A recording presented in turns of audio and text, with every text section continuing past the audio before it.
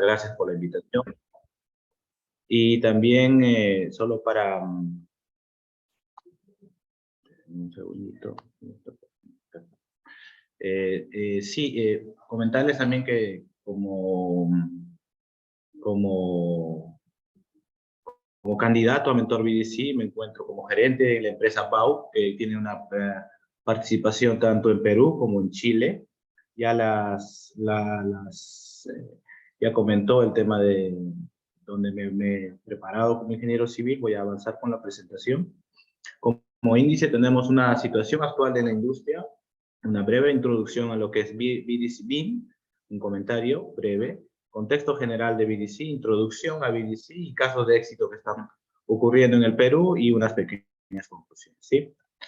A ver, primero comenzar con cómo estamos, ¿no es cierto?, en la industria de la construcción. En la industria de la construcción tenemos una brecha enorme en lo concerniente a índices de productividad, ¿no? Esta brecha, por ejemplo, en la gráfica ustedes pueden apreciar cómo los países versus los Estados Unidos tenemos una brecha enorme relacionada a la productividad. En la línea 1 se observa, en el indicador 1, cómo está Estados Unidos y cómo estamos nosotros. La línea azul, con una brecha respecto a la productividad, respecto a Estados Unidos. Claro está, algunos países como Asia tienen una mejor productividad que Estados Unidos, pero nosotros estamos por debajo, ¿cierto? Este es el contexto en el cual estamos viviendo nosotros la construcción.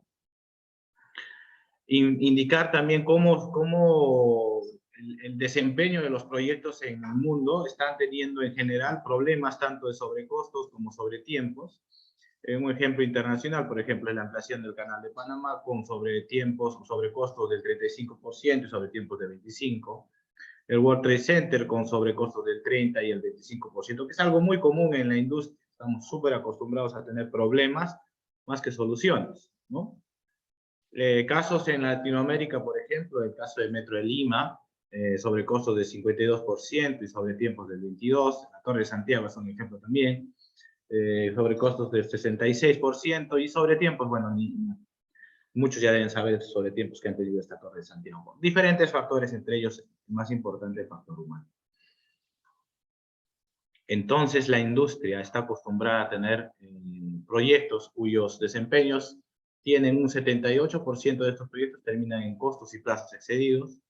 En Estados Unidos, la forma como se está construyendo los contratos, cómo se están eligiendo y el sistema de entrega, como se viene desempeñando en la construcción, tiene un 60%, terminan siempre en un litigio. Los contratos normalmente son armas para estos procesos de litigio y las personas hacen muy poco para lograr el éxito, ¿no? Entonces acá lo único que vivimos en una atmósfera de conflicto constante y esta es la construcción. Bueno, uno ya podría identificarse dentro de cuál de las dos personas es, ¿no? Si es el que está, ¿quién golpea más fuerte? O el supervisor, o el gerente, o el constructor, o el cliente, ¿cierto? Este es el mundo de la construcción. Una maravilla, como ustedes pueden ver, ¿no es cierto? Pero ¿por qué cambiar? ¿Por qué cambiar si nosotros entendemos al cliente? Por ejemplo, el cliente necesitaba reparar su problema de techo, entonces muy bien viene el constructor y le resuelve el problema del techo. ¿Correcto? Sobredimensionado el alcance o el valor que le ha otorgado este constructor a este cliente. ¿Por qué cambiar si tenemos los equipos súper alineados, perfectamente integrados? En este caso, por ejemplo, que el puente simplemente al final de la construcción no se dieron cuenta que no llegaban, o sea, no. Acá hay una diferencia de más o menos 2 metros en las cuales el puente no empató. Entonces estamos perfectamente alineados, estamos perfectamente integrados. ¿Por qué cambiar? ¿Por qué cambiar si la industria puede recordar esas maravillas, ¿no? En las cuales desafiamos la ley de la gravedad, la física, y somos capaces de desafiar hasta la más elemental de las religiones? O sea, acá me encomiendo a todos los santos y yo sé que esto va a fallar, ¿no es cierto? Evidentemente. Entonces es importante entender que estamos de acuerdo en que necesitamos cambiar, ¿correcto? Entonces, el mundo de la construcción, como ya lo comenté, se encuentra en un grave problema porque tenemos brechas enormes de producción, brechas enormes de productividad, conflictos, peleas, el cliente tiene sobrecostos, sobretiempos, y estaremos de acuerdo en que necesitamos cambiar, ¿no? Entonces, ¿qué es lo que pasa? BIM vino a solucionar nuestros problemas. Probablemente sí, pero no es suficiente, ¿no? Acá puedo mostrar un ejemplo que hemos implementado BIM en uno de nuestros proyectos. Es el proyecto de Megacentro, es en Perú, con inversiones chilenas hechas en Perú, ¿no? Pero más allá de que BIM pueda proporcionar información con certeza a través de visualización, información integrada y automatización, conceptos que ya todos conocen, ¿no? Visualización, como su nombre lo indica, para poder entender el concepto, para poder entender qué es lo que estamos construyendo, para poder entender qué es lo que tenemos que resolver, las interferencias que tenemos que corregir. Integración de la información, integración a un nivel en el cual el modelo pueda permitirnos colocar información a tal nivel que pueda esta inclusive apoyar a los operadores cuándo se ejecutó, dónde se ejecutó, cómo se ejecutó, inclusive incorporar información relacionada a los protocolos que pueda tener la construcción que estamos realizando, ¿cierto? Eso es BIM. La automatización de nuestros procesos, en este ejemplo, por ejemplo, doy que automatizamos el tema de control de movimiento de tierras en este proyecto, ¿no? Y todo eso es BIM, ¿correcto? Pero no vamos a hablar únicamente de BIM porque vamos a hablar de BIM como parte de una herramienta. Es una herramienta parte de una metodología de trabajo. Entonces, en ese contexto, la Universidad de Stanford ya hace más de 15 años se viene implementando a través del Center of Integrated Facility Engineering la metodología Virtual Design Construction, ¿no? Que nos ayuda a integrar todas estas muy buenas herramientas como son BIM, pero también las personas. Ahora, ¿será suficiente solamente integrar BIM y las personas? Por supuesto que no. Entonces, regresando al contexto de BDC en Latinoamérica, ¿no? Desde el 2012, en convenio con la Universidad de Stanford y para facilitar la certificación en Virtual Design Construction, muchas empresas a nivel mundial muy renombradas, Bechtel, DPR, Skanska, inclusive empresas como Walt Disney Engineering, empresa que le hace que construye la infraestructura de Walt Disney, tuvo un acercamiento hacia Latinoamérica y es en ese sentido que desde ya más de 6 promociones de Virtual Design Construction que se vienen implementando la capacitación en Latinoamérica. En este caso, por ejemplo, muestro la imagen de esta última capacitación de Virtual Design Construction. ¿Por qué indica la 4ª edición? Porque ya antes hubieron ediciones no dentro de la Universidad de Lima, sino dentro de específicamente la Universidad de Stanford. Y es ahí que profesionales de la talla del profesor Martin Fisher, el ingeniero Leonardo Richmoller, vienen a Latinoamérica e implementan en Lima esta metodología en pro de apoyar y de pro de mejorar los procesos de construcción que tenemos, ¿no? No solo en el mundo, sino también acá. Ya estamos viviendo esta corriente BDC, ya se está viviendo en Latinoamérica, ¿no? En esta última edición, por ejemplo, hubieron aproximadamente 70 aspirantes a certificación BDC, ¿no es cierto? Se viene realizando a lo largo del año. Y apoya esto a que la metodología sea más difundida. ¿Pero qué es BDC? BDC, de la forma más simple y explicándolo en su framework, es una manera de trabajar, es una metodología de trabajo que nos permite orientar nuestros esfuerzos hacia nuestros objetivos del cliente, como primera instancia, que es lo más importante, que es lo que queremos realizar. Objetivos del proyecto, ICE, que son las personas, BIM, ya he comentado de que se trata BIM, en este foro seguramente muchos de ustedes ya tienen amplio conocimiento de BIM, y PPM. Entonces, como resumen, BDC es este framework, claro está, cada uno tiene sus componentes, cada uno tiene que tener una explicación mucho mayor de en qué consiste cada componente. Pero si a alguno de ustedes le pregunta ¿de qué se trata BDC? BDC es esto, ¿no? Entender los objetivos del proyecto, del cliente, ICE, BIM y PPM. Y efectivamente entender también que esto tiene métricas o indicadores, que son los Project Objectives, Control Factors, Target and Metrics, ¿no? Asociados a BIM, a ICE y a PPM. Pero vamos, un ejemplo de objetivos del cliente, por ejemplo, ¿no? En Lima 2019 se tenía que definir específicamente cuáles eran los objetivos de este cliente, en este caso los Juegos Panamericanos, que debían realizarse el 2019 y todos los esfuerzos tenían que ir orientados a que se ejecuten estos juegos con la mejor calidad de infraestructura que efectivamente se pudo realizar. Entonces, una de las empresas que fueron partícipes de estos Juegos Panamericanos fue COSAPI e implementó BDC. Implementó BDC entendiendo los objetivos del cliente, ¿no? El objetivo del proyecto, el proyecto La Vinera, los Juegos Panamericanos, ¿no? En Lima 2019, ¿qué es lo que se tiene que hacer? Uno de los proyectos fue el objetivo de la Videna, y dentro del marco BDC está ICE. ¿Y qué es ICE? Ingeniería concurrente integrada. En este caso, las imágenes corresponden al trabajo que se realizó por la empresa BAU en otro proyecto, ¿no es cierto?, que viene implementando BDC en sus proyectos, ¿no? Significa que los profesionales tienen que realizar un trabajo concurrente e integrado para poder resolver los problemas específicos que puedan plantearse dentro de la concepción de qué necesita el cliente y qué necesita el proyecto, ¿no? Entonces, eso es ICE, personas. BIM, ya lo comenté, Building Information Modeling, asociado a la información que debe tener el modelo.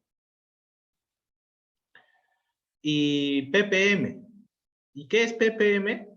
Permítanme mostrar un pequeño ejemplo. PPM se trata de procesos. Procesos como la interacción entre todas las personas, todos los stakeholders, elaboran el proceso de cómo van a realizar un trabajo, pero esta forma tiene que ser de manera integrada, ¿no? y concurrente. Entonces, PPM se trata mucho de esto, de realizar los procesos de manera integrada. Permítanme ponerle pausa. ¿No? Okay.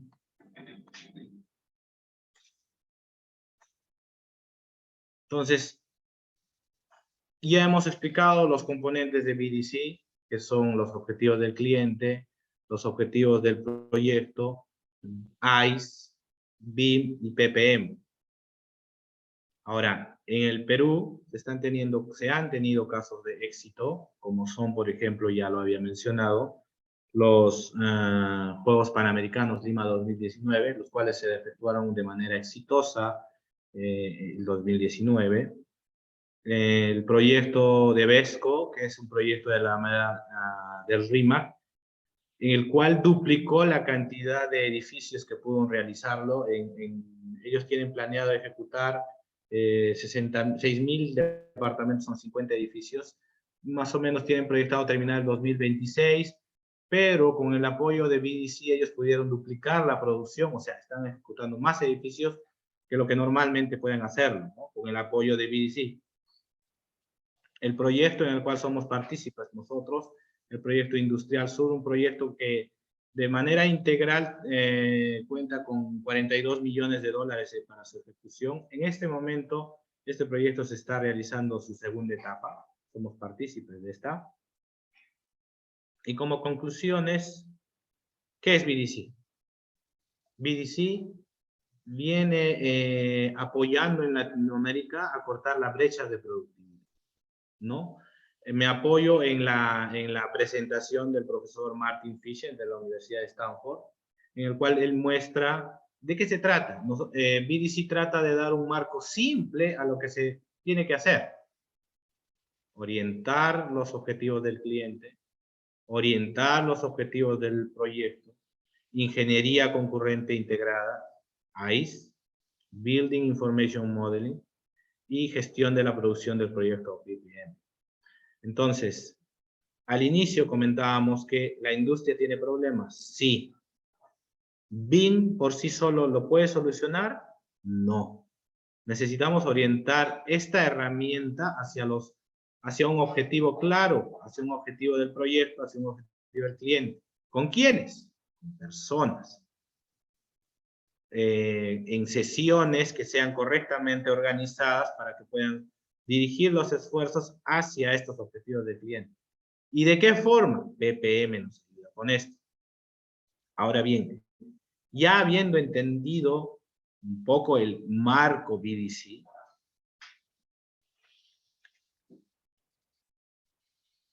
dentro del marco BDC ampara el sistema de entrega que necesitamos, que es el Integrate Project Delivery, ¿no? El Integrate Project Delivery, utilizando la metodología BDC, utilizando información integrada, organización integrada, procesos integrados, sistemas integrados, y todo esto nos conlleva a un edificio de alto rendimiento, como es el que les he mostrado, el caso de la Videna, el caso de los edificios de Vesco, el caso de Megacentro Lurín, el proyecto Industrial Sur, el que hemos gestionado.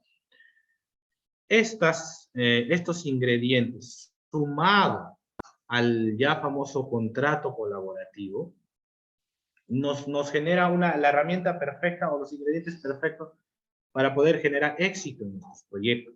Entonces, ¿necesitamos cambiar la forma como estamos gestionando los proyectos? Sí. ¿BIM es el único componente que puede arreglar nuestros problemas? Una parte, sí.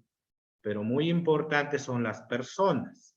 La forma como vamos a ejecutar nuestros proyectos, BPM, y los indicadores que vamos a tener. Todo este concepto se integra en el sistema que vamos a desarrollar, que es el Integrate Project Delivery, apoyado en la metodología BIM. Pero nada de esto podría ser posible si no estamos amparados en un contrato colaborativo. La imagen me la está prestando Raúl Izaguirre, donde la experiencia de los Juegos Panamericanos fue un caso de éxito que ahora estamos aplicando. ¿Por qué digo que estamos aplicando? Porque en el proyecto que ya hemos terminado la primera etapa, hemos tenido logros importantes. Al inicio ustedes habrán podido ver que todos los proyectos tenían 25% sobre costo, 25% sobre tiempo, pero en este caso, por ejemplo, un proyecto desarrollado durante un año, tuvimos al contrario ahorros. Un ahorro del 1.6, uno podrá decir, pero es muy poco. Pero pregúntense ustedes, ¿qué proyectos al finalizar la construcción tiene, por lo menos que han llegado al presupuesto? La gran mayoría podrá decir, no se dio sobre costos, sobre tiempo. En este caso no. Se tuvo un ahorro y mejor aún, el edificio tuvo mejoras, ¿no? Desafortunadamente el tiempo no me va a permitir explayarme más en qué mejoras, pero tuvo mejoras de esos otros proyectos que se han realizado durante estos años en Perú.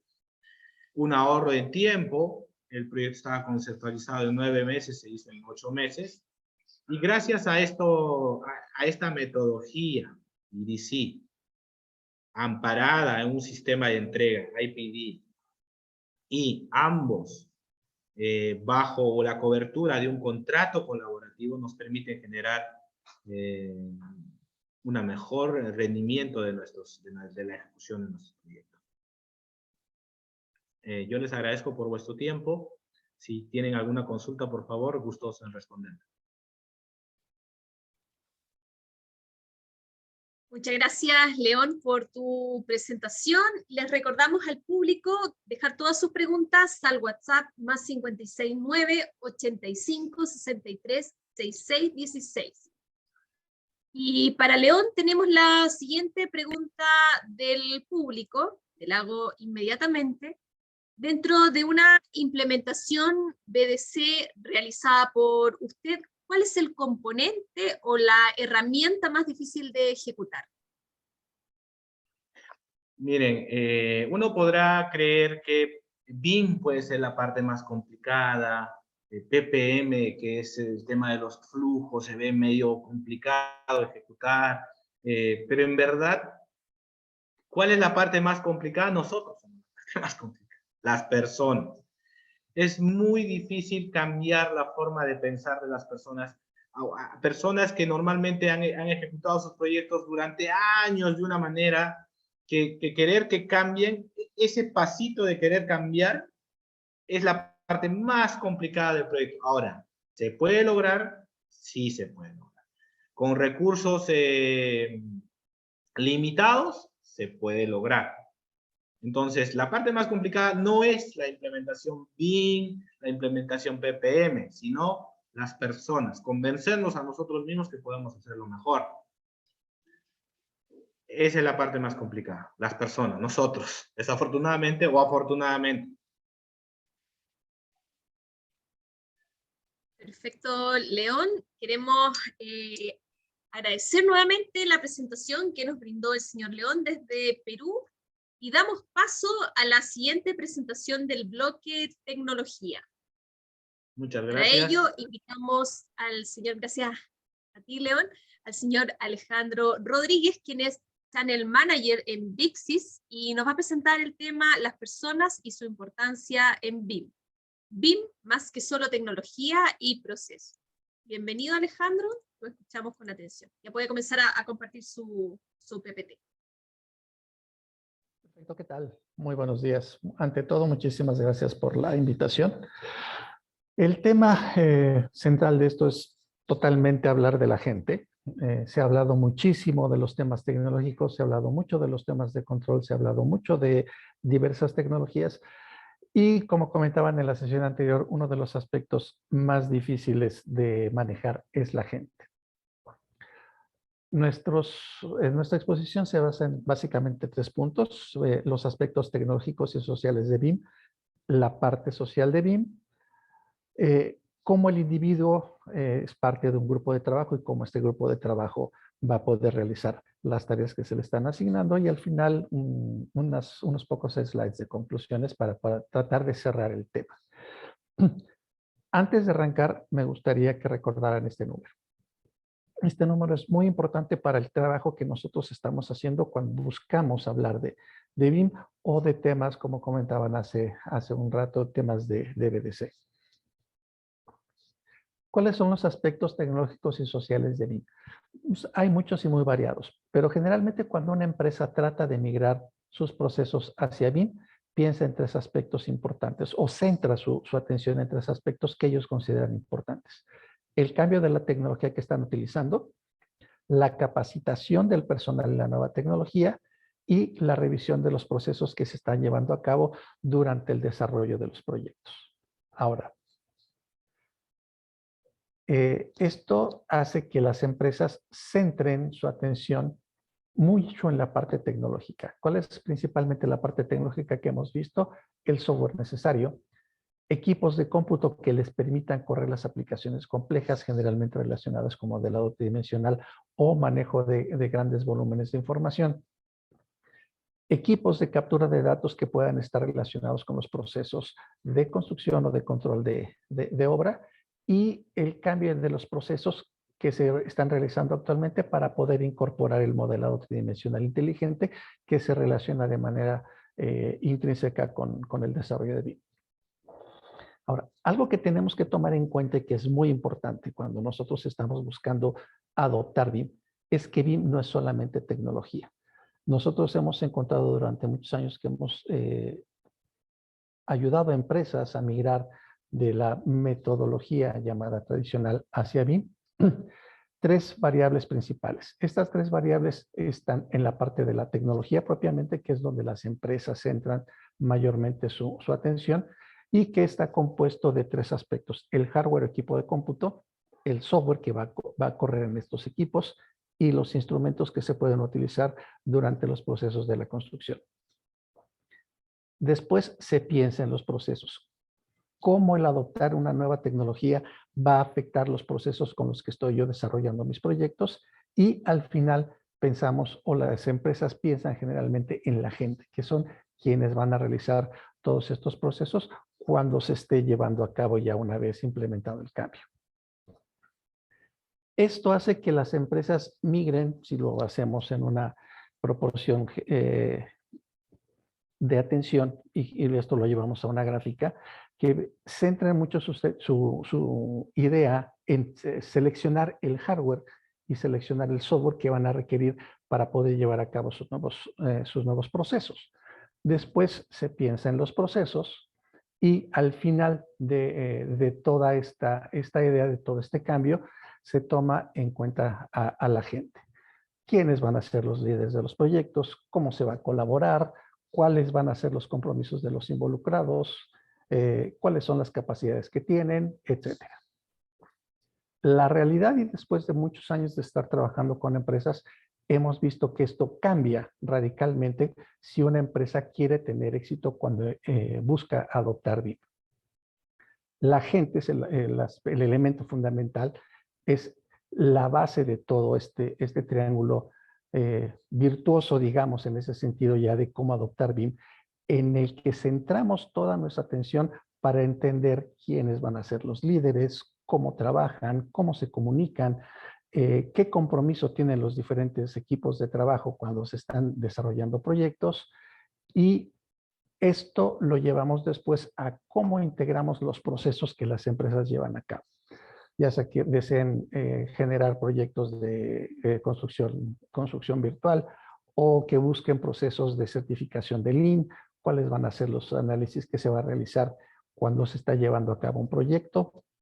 Y al final, cuando tomamos todo esto en cuenta, verificamos cuáles son las tecnologías que se asocian más con los intereses tanto del equipo de trabajo como de la empresa, y los resultados que se buscan y los procesos que se están llevando a cabo para realizar una selección de hardware, de software, de equipo de construcción, etcétera, que nos ayude a tener un mejor resultado cuando nosotros estamos migrando a BIM y sobre todo cuando estamos aplicando BIM en el desarrollo de proyectos. BIM se dice que es un 10% de tecnología y un 90% de sociología. Aquí está el famoso 90% que yo les pedía que al inicio de nuestra charla que tomaran en cuenta. Si nosotros centramos nuestra atención en la gente, en cuáles son las necesidades que tienen para cumplir su trabajo y cuáles son los procesos que llevan a cabo, cuáles son los datos que reciben, cómo los procesan, cómo y a quién los entregan, cuáles son los formatos, etcétera, podemos entonces escoger la mejor tecnología para poder apoyar todo este proceso. El dicho de BIM es un 10% de tecnología y un 90% de sociología se le atribuye al exdirector del Instituto Americano de Arquitectos, Scott Simpson, que a la fecha es director de la empresa Kibben Stokes. Cuando nosotros buscamos una tecnología, generalmente esta tecnología puede variar, pero nos puede ayudar a tener los mismos resultados. En general, la tecnología orientada a BIM nos va a permitir gestionar de mejor manera la información, de manera mucho más segura, de manera mucho más controlada. Determinar con esto los niveles de acceso a la información. Controlar cuáles son los cambios que se pueden realizar en el proyecto. Controlar de manera efectiva las versiones de información de cada una de las especialidades y al final de todo el proyecto. Y algo muy importante, nos va a facilitar la interacción entre todos los involucrados cuando se está desarrollando un proyecto. Los arquitectos, los ingenieros estructuristas, los ingenieros de instalaciones, las personas que hacen las evaluaciones de sustentabilidad, etcétera. Si nosotros controlamos todo esto de manera adecuada, centrando nuestra atención en los intereses de cada equipo de trabajo, vamos a tener mucho mejores resultados. Ahora, decíamos que el proceso de BIM o la metodología BIM es básicamente social. Las personas, y esto es algo muy importante, las personas desde nuestro punto de vista son quienes nos permiten aplicar la metodología de forma correcta utilizando la tecnología que se les está proveyendo. ¿Qué quiere decir esto? Que un mismo equipo de trabajo puede obtener los mismos resultados utilizando diferentes software si está aplicado de la manera correcta, si está dirigido de la manera correcta hacia sus procesos y hacia sus necesidades y utilizando los procesos y las políticas de la empresa. Es muy importante entender que las personas aplican los procesos. Las personas son quienes aplican la tecnología. Las personas son quienes aplican los estándares que se están determinando en un proyecto y que al final la tecnología nos puede dar el resultado que nosotros deseamos, pero la tecnología sin las personas y sin los procesos no nos va a dar los resultados que se requieren para los diferentes proyectos y esto va a llevar o lleva en muchos casos hablamos mucho de los casos de éxito, pero la realidad es que cuando esto no se piensa de esta forma, hemos visto casos de falla, casos de terror inclusive, en donde se presenta una gran pérdida de tiempo y una gran pérdida también de inversión por parte de muchas empresas. Pensando un poco en cómo migramos hacia BIM, si vemos la base de esta gráfica, hablamos primero de los aspectos técnicos. ¿Cuáles son los aspectos técnicos? Bueno, pues principalmente los modelos inteligentes, los modelos tridimensionales, la información que nosotros colocamos dentro de esos modelos inteligentes, dentro de cada uno de los elementos que conforman estos modelos, que pueden ser materiales, secciones, dimensiones, fabricantes, costos, etcétera.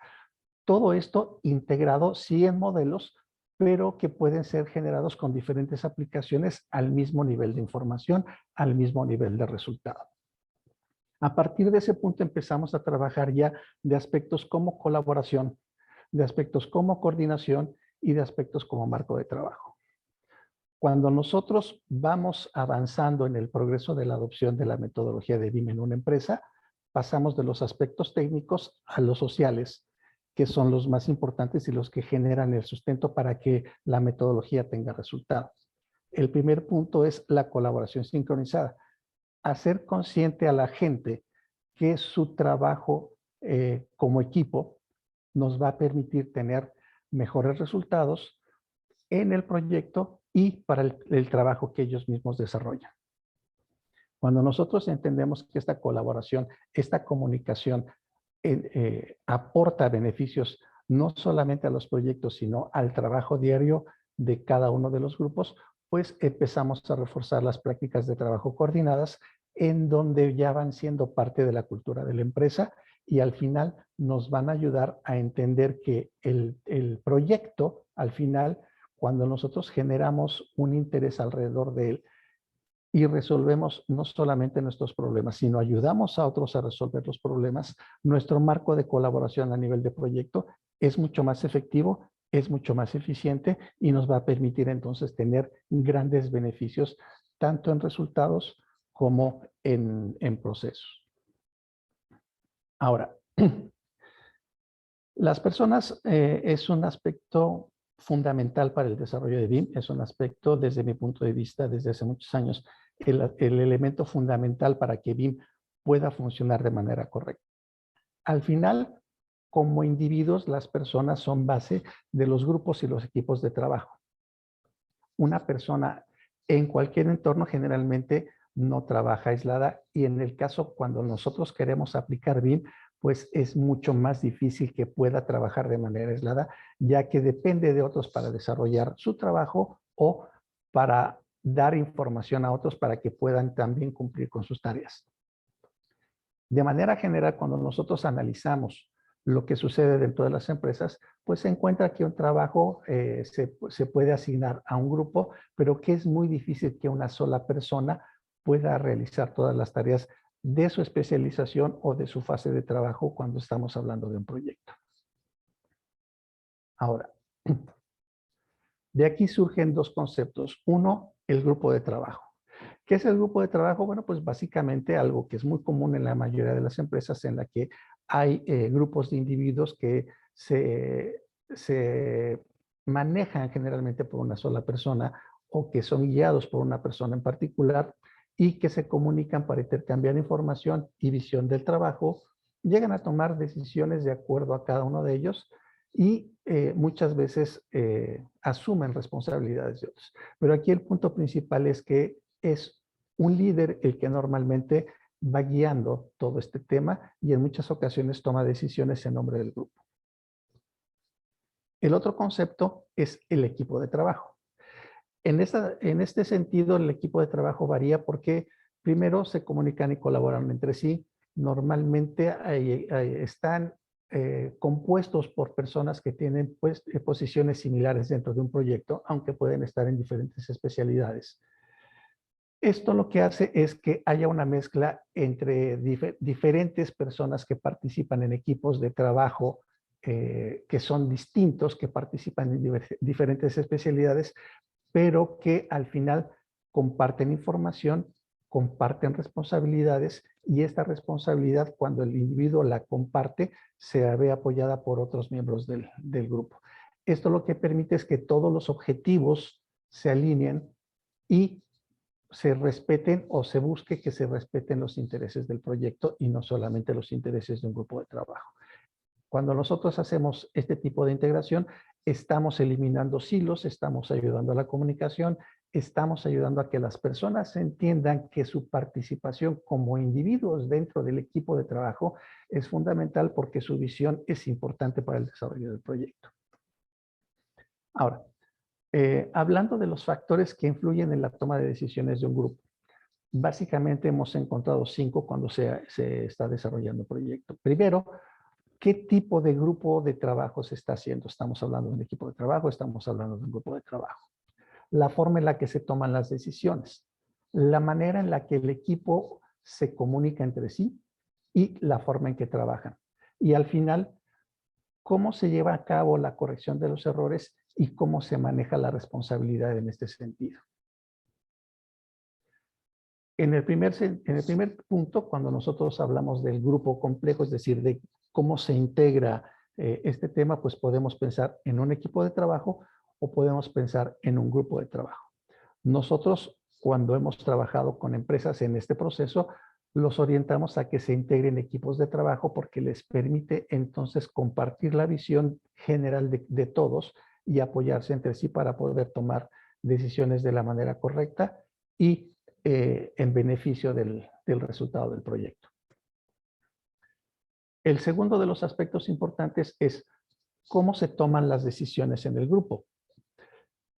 Aquí hay 2 aspectos. Uno, hay una persona que toma las decisiones, que normalmente se le llama gerente, y que en ocasiones, al no tener una gran visión de todo lo que está sucediendo, pues puede caer en algún error de manera no voluntaria, pero que puede afectar el resultado del proyecto. Otro es cuando hacemos que todos los miembros del equipo de trabajo gestionen la información, gestionen cómo se comunican y se ayuden entre sí para tomar decisiones, nos va a permitir tener mejores resultados. Y hemos visto que esto se da mucho mejor cuando hablamos de equipos de trabajo y no solamente de grupos de trabajo. El tercero, y es un aspecto totalmente cultural, sobre todo en nuestra región, la comunicación. El volumen de datos que se maneja cuando nosotros estamos hablando de un proyecto BIM es muy grande. Cada equipo de trabajo tiene que estar no solamente atento a su información, sino a la información de las demás especialidades para poder generar un resultado óptimo en tiempo y en costo. Cuando nosotros vamos avanzando, pues nos permite que el nivel de intercambio y actualización de la información del equipo pues aumente y por lo tanto los resultados vayan teniendo una mejora conforme vamos siendo conscientes de que la comunicación es parte fundamental para el éxito de BIM. Esta comunicación es importante porque nos ayuda a organizarnos. Existen varios aspectos y varios términos dentro de la industria, como las famosas matrices de comunicación, en donde llevamos registros de quienes están participando, etcétera. Y al final evita que esto sea intermitente y sea desigual en el grupo de trabajo. Otro es el modo de trabajo, como decíamos. el equipo de trabajo en el que todos los miembros trabajan juntos, discuten y toman decisiones juntos en beneficio del proyecto y no solamente de la especialidad que ellos manejan, o si seguimos llevando la manera del trabajo o el equipo de trabajo más bien como un grupo en el que nos reunimos, se discuten los temas, encontramos problemas, identificamos errores, se hace una lista de los errores y después las decisiones se toman después y de forma independiente, generando en muchas ocasiones conflictos adicionales cuando se está trabajando en el desarrollo del proyecto. Y el último punto es cómo manejamos los temas de corrección de errores y problemas que se encuentran y la responsabilidad asociada a ellos. Cuando nosotros estamos trabajando en un grupo de trabajo, muchas veces lo que hemos encontrado es que las reuniones que se llevan a cabo para la coordinación de la información, pues se quedan solamente en detección de errores, se genera una lista de lo que se tiene que corregir. Esta lista se distribuye a todos los participantes, en algunos casos se identifican cuáles son los responsables y se les dan ciertas tareas para que corrijan los problemas del proyecto. Y cuando volvemos a reunirnos, pues encontramos que sí, efectivamente hay algunos errores que se corrigieron, pero muchas veces esas correcciones generan otros problemas por una falta de análisis integrada que se puede lograr cuando el equipo toma estos errores de manera conjunta, se revisan en reuniones activas en las que se toman decisiones directamente al momento en el que se está llevando, y esto facilita que los errores tengan un resultado adecuado en el desarrollo del proyecto. Ahora, si nosotros queremos tener resultados consistentes, progresivos y que sean fácilmente medibles, registrables y que nos permitan generar una práctica de mejora, hay 3 aspectos fundamentales de los 5 con los que hemos hablado. El primero es tratar de generar conciencia en la gente que su participación como equipo de trabajo, compartiendo información, compartiendo puntos de vista, etcétera, nos va a ayudar en el proceso de la adopción de BIM. Después, trabajar de manera integrada y coordinada en la corrección de los problemas que se encuentran en el proyecto. Esto de la lista que hablamos al inicio son el primer punto y el quinto punto. Pero, de acuerdo a nuestra experiencia, la comunicación, que es el tercer punto de la lista, es el principal aspecto en el cual nos debemos centrar, porque esto impulsa la integración de un equipo de trabajo y la integración cuando se generan estas reuniones, famosas reuniones de coordinación, en las que ya tomamos decisiones y corregimos problemas directamente en las mismas reuniones y no haciendo pasar el tiempo hasta que éstas se llevan a cabo de manera independiente. Como conclusión, lo que nosotros hemos visto a lo largo de los años en los que hemos ayudado a empresas que generan su transición hacia BIM, es que una empresa que basa la adopción de BIM en la selección de una tecnología presenta 3 grandes problemas. Retrasa la adopción, desperdicia recursos y en muchas ocasiones falla en la implementación de BIM. Hay una frase muy conocida que es que si alguien falla al planear, pues está planeando fallar. Y es uno de los aspectos principales en los que las empresas tienen problemas cuando tratan de migrar hacia BIM. Lo hacen pensando solamente en la tecnología sin un plan adecuado y los lleva a este tipo de resultados. Ahora, a lo largo de los años nosotros hemos encontrado que hay 3 puntos importantes, sumamente importantes para que BIM funcione en cualquier empresa. El primero es una comunicación clara, abierta, eficiente y sobre todo constante y fluida. El segundo, de nuevo, sí, es la comunicación. Y el tercer punto también es la comunicación. Si un grupo de trabajo, si un equipo de trabajo, si una empresa no impulsa la comunicación de forma interna para poder hacer que sus equipos de trabajo se comuniquen, tengan resultados constantes, tengan resultados medibles y además generen la base para poder crear una mejora continua mediante la revisión. Seguramente no se va a poder comunicar con proyectos en los que tenga que participar con otras empresas, con otros equipos de trabajo fuera de su oficina. De todos los aspectos importantes, la comunicación es el más importante de todos y, como decía, es algo que hemos encontrado que es un tema cultural. La propiedad de la información, el tiempo que se dedica a ella, hace que muchas personas lo vean como un elemento para aislarse del equipo de trabajo, en lugar de verlo como un elemento que les va a permitir una mayor integración con el equipo de trabajo y, por lo tanto, tener la posibilidad de lograr muchos mejores resultados. Estos son los puntos que queríamos compartir con ustedes. Es una experiencia que hemos recopilado a lo largo de más de 15 años de ayudar a empresas que están trabajando en la adopción de BIM y que a la fecha hemos visto que sigue funcionando. La comunicación, la parte de la gente, empoderar al equipo de trabajo y al individuo en el proceso, en la tecnología, nos va a ayudar a tener resultados. En muchas ocasiones se habla de que en BIM, el elemento transversal entre procesos, gente y tecnología es la tecnología.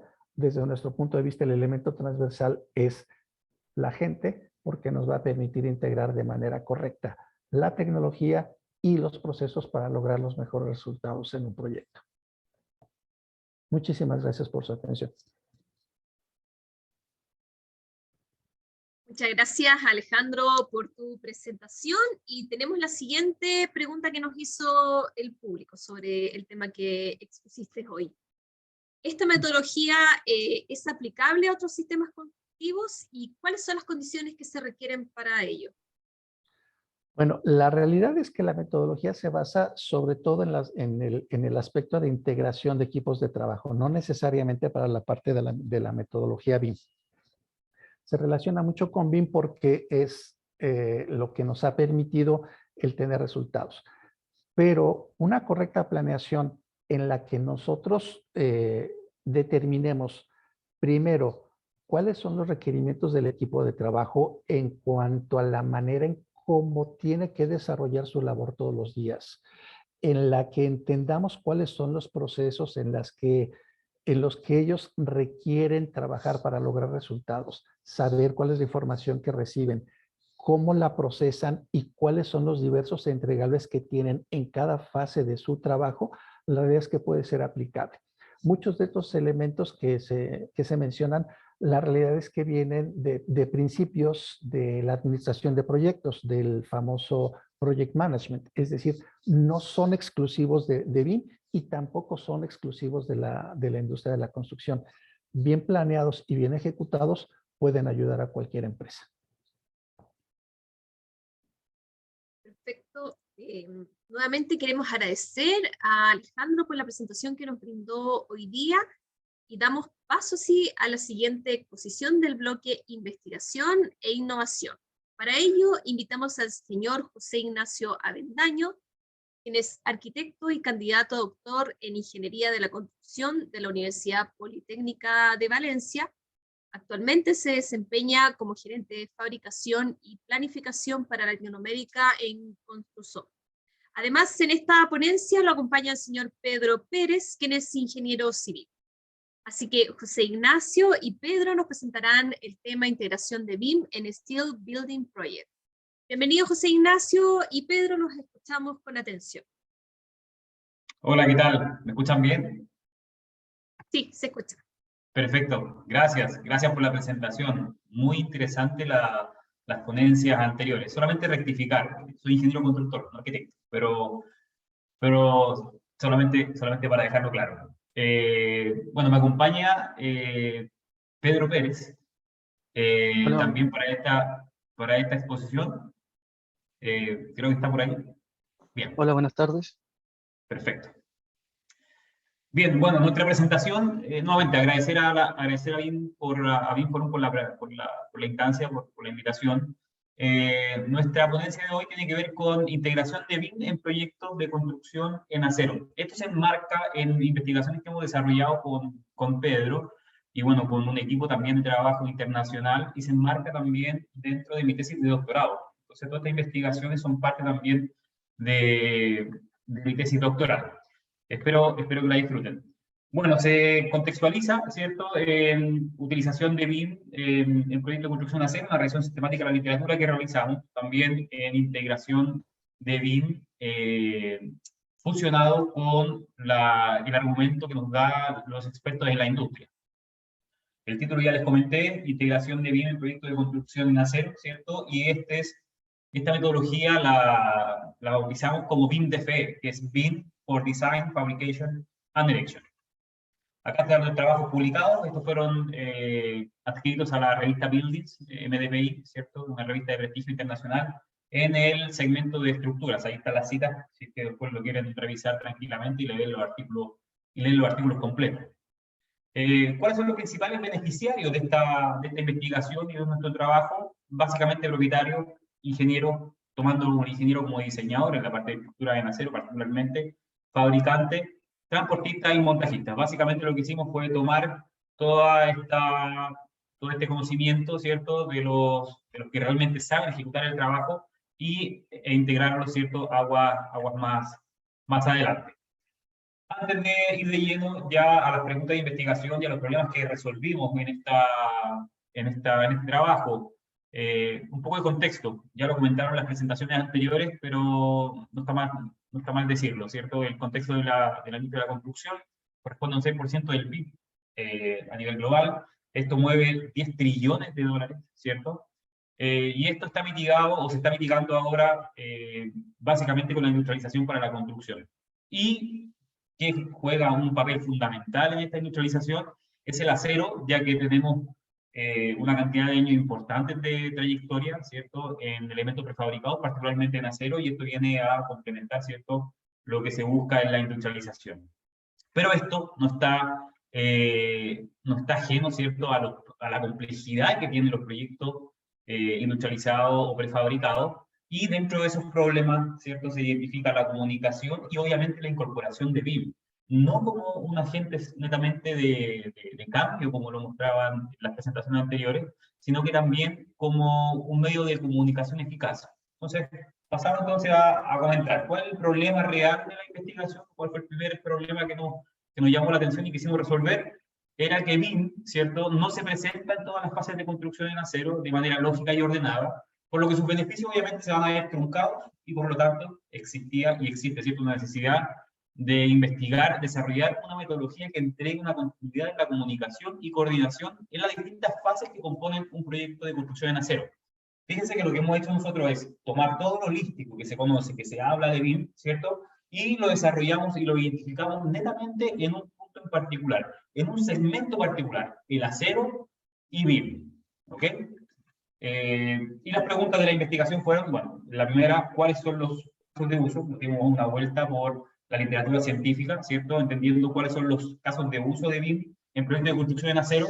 Y la segunda pregunta fue, bueno, una vez conocidos los casos de uso en la literatura científica avalada por pares, por científicos también, si acaso es posible fusionar todo este conocimiento que está en la industria, muchas veces como un satélite, ¿cierto?, este conocimiento de la academia, que es como un satélite que muchas veces no está muy fusionado con la industria, si acaso es posible fusionarlo. ¿Y cómo lo fusionamos? Esto fue a través de una encuesta Delphi, ¿cierto?, que invitamos a expertos en Latinoamérica, en Europa, ¿cierto?, en Estados Unidos también, para que validaran esta metodología, que ya les vamos a contar cómo lo hicimos. Con respecto al material y método, dejo a Pedro Pablo, perdón, para que comente. Bueno, a continuación vamos a ver el tema de material y métodos que se utilizó en la primera investigación, dado cual fue una revisión sistemática de la literatura. Ya, para esto la metodología de trabajo que se utilizó la definimos con este diagrama de flujo que vemos a continuación, donde se estableció como primer grupo la planificación, posteriormente la ejecución, y pues pasamos a la composición del manuscrito. Bueno, en la primera etapa donde se establecieron cuáles iban a ser los objetivos y las preguntas de investigación de de esta investigación. Posteriormente establecimos las preguntas de integración y exclusión y el protocolo que iba a definir esta investigación. Posteriormente, en el segundo grupo, o la segunda etapa, se establecieron se llevó a cabo la búsqueda sistemática en las dos bases de datos, cuál fue WOS y Scopus, y para posteriormente llegar a hacer un análisis y recaudar toda la información necesaria, la cual se debatió entre todo el panel de expertos. Posteriormente se llegó a definir los 15 usos BIM, los cuales se dividieron en 3 grandes grupos, y posteriormente también se definieron las etapas que componen un proyecto de construcción a cero. A continuación vamos a ver los criterios de inclusión y exclusión que se establecieron en esta investigación. Para el primer criterio tenemos lo que son, se incluyen los artículos que hablen de construcción en acero y proyectos de BIM. Posteriormente tenemos que solamente vimos artículos que estén en la base de datos de WOS y Scopus y que estuvieran entre el rango de años que son del 2012 al 2022. Y los de exclusión serían los que no hablan de BIM y de construcción en acero, los que no estén en la base de datos y los que hayan sido publicados antes del año 2012. Bueno, a continuación vamos a ver las palabras claves que se utilizaron dentro de esta investigación, y el algoritmo de búsqueda que se utilizó para esta búsqueda fue establecer las primeras 2 palabras claves, las keywords, como fijas, e ir variando la tercera palabra clave de la tercera palabra hasta la número 10. Y se generaron 8 análisis de estas definiciones. Continúo. La base de datos que se estableció para esta investigación fueron de 1.768 artículos, en los cuales fue eliminados los que fueron duplicados y posteriormente los que no entraron dentro de los criterios de inclusión y exclusión, y posteriormente, después del análisis que se estableció dentro de los pares y los expertos establecidos, llegamos a un total de 47 papers. Los resultados bibliográficos que podemos obtener de esta investigación es que la base de datos que se estableció, más del 50% de los artículos se componen dentro de la categoría Q1, y posteriormente tenemos que el 23%, el 9% y el 2% están en la categoría de Q2 hasta Q4. Se establece que más del 50% de esta investigación es viable, dado que se encuentran la base de datos sobre el 50% de las revistas Q1. Y en el año que se más establecieron publicaciones respecto a esta investigación fue el año 2019, dado que se publicaron 11 artículos. Sigamos. La revista que se me destacó con mayor prevalencia en esta investigación fue la de Automation Construction, dando una base de datos de 21 artículos.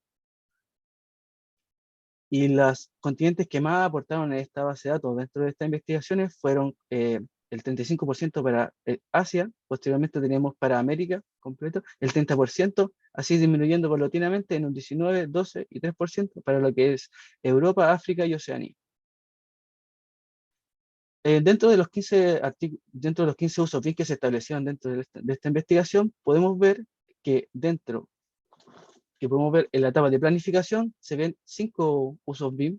En la parte de diseño y fabricación vamos a ver 13 usos BIM que interactúan entre sí. Posteriormente tenemos la etapa de transporte, que solamente vamos a ver un uso BIM. En la etapa de planificación y la construcción, 7 usos, y en la etapa de montaje o erección, 11 usos. Bien. Bueno, Siguiendo con el tema de los usos BIM, particularmente que se extrajeron de esta revisión, de ellos fueron 15, como mencionaba Pedro, en los cuales se destacan los primeros, ¿cierto?, que son la utilización de BIM, ¿cierto?, para poder visualizar el proceso de construcción, la colaboración entre la ingeniería y la fabricación, integración temprana, crear un modelo BIM, ¿cierto?, antes de fabricar, manejar el control y la trazabilidad de la calidad de la manufactura mediante usos BIM, la utilización de BIM particularmente con realidad aumentada, BIM e Internet de las Cosas, utilización de API, ¿cierto?, para transferir información no geométrica entre los mismos modelos BIM, controlar la instalación de los modelos BIM a través de estas aplicaciones y entre otros, BIM y láser scanning, ¿cierto?, para poder levantar elementos existentes. Además del costo y análisis a través de estos modelos BIM, ¿cierto?, manejo de la administración del proyecto con un modelo, monitorear la salud estructural de los proyectos en etapas de operación, ¿cierto? Mediante un modelo BIM, y mejorar obviamente la utilización del on-site collection, ¿cierto? La ubicación del material en la obra. Y por último, la utilización del modelo BIM como herramienta de desconstructibilidad, ¿cierto? Poder identificar cuáles son los elementos que se pueden reutilizar y hacer una programación en la demolición o la futura ampliación de algún proyecto de construcción. De estos resultados, ¿cierto? La matriz BIM que podemos ver a continuación, que está ya publicada, vemos los 15 usos, ¿cierto? Y ellos están también segmentados por dónde se encuentran mayormente las distintas etapas, particularmente los procesos de construcción en acero. Entonces, está el diseño y la fabricación, donde más usos BIM en la literatura existía, ¿cierto? Y con menos, como decía Pedro, encontramos en la etapa de transportes. Esa fue la primera publicación. Y la segunda publicación, que toma de la mano la primera, ¿cierto? Viene a complementar todo lo que hemos conversado hasta ahora, y lo que hicimos fue fusionar todos estos 15 usos BIM y ponerlos en un mapa de procesos de esta manera, ¿cierto? Donde la utilización de los usos BIM, particularmente encontrados en la literatura, fueron expuestos en las distintas fases de los procesos de construcción. Y con esto fuimos a preguntarle a expertos, ¿cierto?, de manera preliminar, si que estaban de acuerdo o no. Y para eso lo que hicimos fue utilizar el método Delphi, el cual es un método, ¿cierto?, que sirve para validar distintas metodologías o distintas propuestas, en las cuales nosotros generamos un cuestionario, fuimos a preguntar a los expertos, ¿cierto?, si estaban de acuerdo con esta propuesta preliminar de la utilización de BIM en los proyectos de construcción en acero. Tuvimos un feedback de parte de los expertos, ¿cierto?, y hasta que llegamos a un consenso estadístico que nos permitió poder ya dar a ciencia cierta cuál es la mejor metodología hasta ahora, ¿cierto?, para la utilización de BIM en proyectos de construcción en acero. El panel de expertos se compuso por, como les decía, expertos en Latinoamérica, ¿cierto?, particularmente en Chile, Argentina, España y Estados Unidos. Pedro, por favor, continúa con la ronda. Bueno, estos grupos de expertos fue la muestra de 32 expertos. Ya posteriormente se realizó la encuesta y se dividieron esta base de datos de los expertos en dos grupos, en tres grandes grupos, que son la totalidad de los expertos. Posteriormente lo definimos con su años de expertise, que fueron de 1 a 15 años, y posteriormente lo que es de 15 hacia arriba. Bueno, en la primera encuesta que realizamos con José Ignacio, los datos estadísticos que nos valían es el alfa de Cronbach, el cual nos dio con un 0,7, el cual define que si la utilización de esta encuesta fue viable o no viable, y dado que fue un valor mayor a 0,5, podemos definir que la primera ronda de encuesta fue viable. Y para poder ver cuál era la concordancia que tenía el panel de expertos, se utilizó el W de Kendall para poder definir la concordancia que tenían entre ellos, y nos dio un valor de 0,1, ya siendo mayor a 0. Esto quiere decir que el panel de expertos tenía una gran concordancia. A continuación, se hizo un análisis de la clasificación de la importancia a través de la media de cada pregunta, y en análisis IRA, donde nos definían cada pregunta si a través del nivel de panel de expertos se validaba o no se validaba.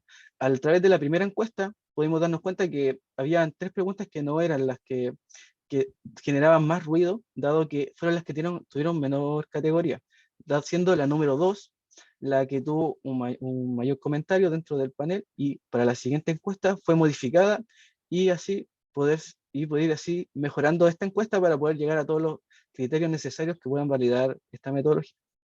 Siguiente. Bueno, y para la segunda encuesta, para poder validar la metodología que establecimos, la segunda encuesta nos definió que estos paneles de expertos hubo un acuerdo mucho mayor, dado a que se crearon nuevas preguntas y se corrigieron otras, dando que el alfa de Cronbach nos dio un 0,8, siendo mayor al anterior, que quiere definir que la encuesta utilizada fue aún más fiable que la anterior. Y posteriormente, para ver la fiabilidad que tenían los distintos expertos, definimos un alfa de Cronbach, un W de Kendall, que nos dio un 1,4. Esto quiere decir que fue mayor al anterior, y que la concordancia que utilizaron hoy en día avala lo que es la metodología de trabajo.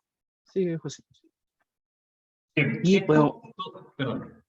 No, Sí, no. Solamente para complementar, esto tiene que ver netamente con la validación, ¿cierto? La validación de las encuestas que nosotros realizamos y con la validación de los acuerdos. Por un lado está la identificación de la concordancia de la encuesta, ¿cierto? Que sean preguntas que tengan validez científica, y en segunda instancia la concordancia o el acuerdo que van llegando los expertos a medida que se va generando las distintas rondas, según el método de este. Y con esto, ¿cierto? Lo pusimos en un embudo y lo dejamos decantar hacia esta metodología, ¿cierto? Que esta es la metodología final ya aplicada, resuelta por estas dos investigaciones, donde está la etapa de planificación, diseño, fabricación, transporte y montaje, en las cuales destacan, además de hacer integración temprana, en etapas de diseño, como está muy documentado en la literatura, ¿cierto? Lo que hacemos es integrar la planificación en etapas, perdón, y hacer integración temprana en etapas recién de planificación. ¿Por qué? Porque en etapas de planificación, para los proyectos de construcción en acero, es vital conocer al menos cuánto va a ser el porcentaje o la cantidad de acero total que se va a manufacturar. ¿Para qué? Para salir a buscar los distintos proveedores en base a esa cantidad de kilos o de tonelaje aproximado. Además, en etapas de planificación, lo que se validó fue que se incorporaran los recursos, en etapas, perdón, de diseño, los recursos de fabricación, de transporte, de montaje, la tipología de camión, el tipo de maquinaria en la fábrica, etcétera, en etapas de diseño, acá en la modelación de elementos BIM, ¿cierto? Considerando como input un modelo BIM de estimación realizado, insisto, y negro sobre blanco, realizado en etapa de planificación. Entonces, para eso, el mandante o el propietario debiese estar asesorado por algún ingeniero diseñador, ¿cierto?, que tenga experiencia en BIM, el cual lo va a acompañar durante todo el ciclo de vida del proyecto, de la ejecución del proyecto particularmente, en la toma de decisiones de incorporación de proveedores, ¿cierto?, o de diseño constructivo. Esto lo simplificamos también con, bueno, tuvimos también la ayuda de la empresa BBL en Concepción, que no ingeniería, que nos facilitó un modelo, ¿cierto?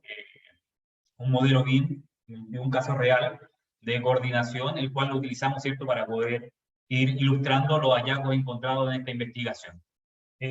Con respecto a la parte, vamos a entrar ahora netamente en la parte de planificación y en las distintas fases. En planificación tenemos este ejemplo particular que tiene que ver con la utilización, ¿cierto?, de parametrización del cálculo de diseño de estructura en etapas tempranas. Acá les voy a dejar un link que hubo un webinar ayer, de hecho, en Construsoft, que habla acerca de esto, y habla acerca de cómo yo puedo parametrizar en etapas tempranas de planificación los diferentes elementos, puedo incorporar los diferentes elementos que van a afectar, ¿cierto?, la cantidad de tonelaje total del acero, ¿okay?, particularmente. Acá dejo el link y bueno, posteriormente pueden verlo en la grabación, o si nos quieren contactar también lo pueden hacer y nosotros les podemos compartir la información. En etapas de diseño particularmente, ¿cierto?, utilizando herramientas como idea estática, tecla obviamente, idea estática, ¿cierto?, TSD, Tecla Structural Design o similar, tenemos la posibilidad de poder ir generando toda esta información, tomar de la mano, ¿cierto?, lo que se agregó en la planificación, agregar la información, cargas de viento, nieve, etcétera, y elementos de conexión en etapas de diseño, no en etapas de fabricación como se hace actualmente, ¿cierto?, sino que en etapas de diseño poder generar los distintos nodos que permitan poder visualizar, ¿cierto?, si es que la conexión cumple o no cumple, o si es esta, ¿cierto?, va a generar una ayuda o va a perjudicar el transporte o el montaje.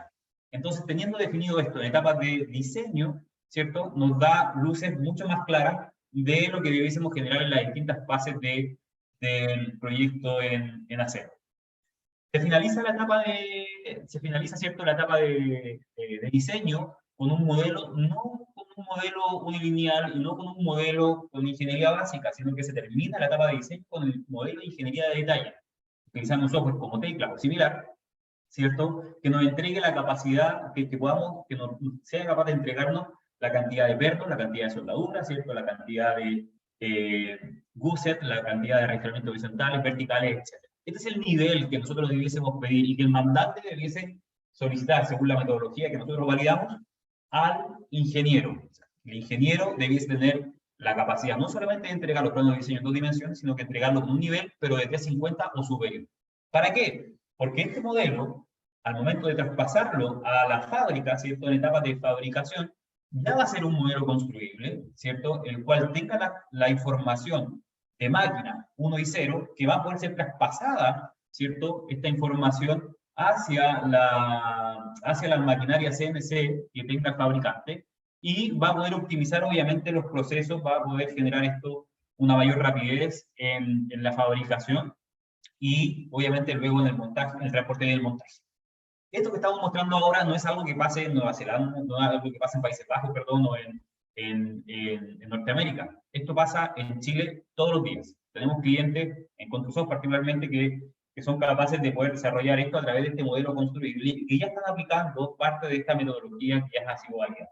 Entonces, como ven, en la parte superior derecha aparece la integración del modelo BIM ya resuelto, ¿cierto? Se agrega el proceso de ingeniería de detalle, pero ya con un modelo rico en información, el BIM construible, el BIM de verdad, ¿cierto? El BIM que nos sirve para poder optimizar los procesos y poder disminuir los costos asociados al proyecto de construcción.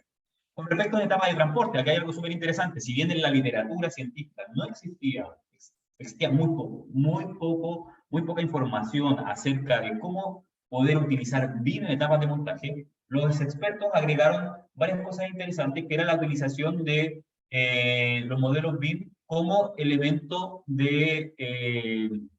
como elemento de visualización para poder hacer una estimación de la carga de los camiones y del transporte. Esto no solamente lo vimos en la investigación, una vez que entrevistamos, ¿cierto?, a los expertos, nos comentaban que este es un dolor puntual de las fabricantes, el cómo poder optimizar la cantidad de viajes, ¿cierto?, la cantidad de elementos que tengo que transportar a la obra. ¿Por qué? Que claramente la maestranza o la fábrica no siempre se encuentra a la vuelta de la esquina de la obra, al contrario, está a 200, 300, 400, 500 o 1000 kilómetros, ¿cierto?, de distancia. Entonces, ¿cómo ayuda a BIM a poder optimizar los viajes particularmente? Y para que el viaje también sea seguro también para la persona que va a conducir, como también a lo que va a afectar en la carretera. Para eso, a través de Tecla, tiene una aplicación, ¿cierto?, que pueden generar a través de un modelo BIM que ya está resuelto, insisto, en etapas tempranas de diseño, poder simular, dependiendo de la ubicación, dependiendo del tipo de camión, poder ubicar, ¿cierto?, simular la cantidad de elementos que van a enviar a obra. ¿Okay? Y dependiendo del punto de inercia de cada uno de los elementos, ¿cierto?, poder simularlo, hacer una planificación del envío y de cómo yo voy a utilizar, ¿cierto?, el camión de mejor manera para poder no enviar 5, sino que enviar 3. Con todo lo que eso repercute a la larga, ¿cierto?, en el montaje y en la ejecución del proyecto propiamente tal. Eso con respecto a la etapa de montaje. Con respecto a la etapa de transporte. Con respecto a la etapa de montaje, los expertos alineados por la academia, ¿cierto?, consensuaron que el BIM para montaje tiene usos particulares donde se ven más destacados en la utilización de BIM para poder generar la planificación de los elementos, de la copia de los elementos en la obra. Eso es primero, ¿cierto? Poder ubicar los elementos de tal manera que no interfieran con el día a día o con los distintos procesos necesarios para poder llevar a cabo de mejor manera la obra, o según lo planeado. Entonces, generamos un modelo BIM para poder hacer una planificación de la ubicación de los elementos. ¿Por qué? Caso práctico que nos comentaba un experto en Estados Unidos, y validado obviamente con los expertos acá en Chile, nos decían, no saco nada, literalmente, con enviar cosas a la obra, si lo que yo voy a necesitar a montar me va a quedar abajo de 100 toneladas de acero. Eso a la larga entorpece enormemente el proceso constructivo. Entonces, la señal acá es, o lo que se destaca, agregar información en un modelo que sea de on-site collection, ¿cierto?, de acopio de material, de tal manera que sea un modelo inteligente, así como el envío en etapas anteriores en la parte de transporte.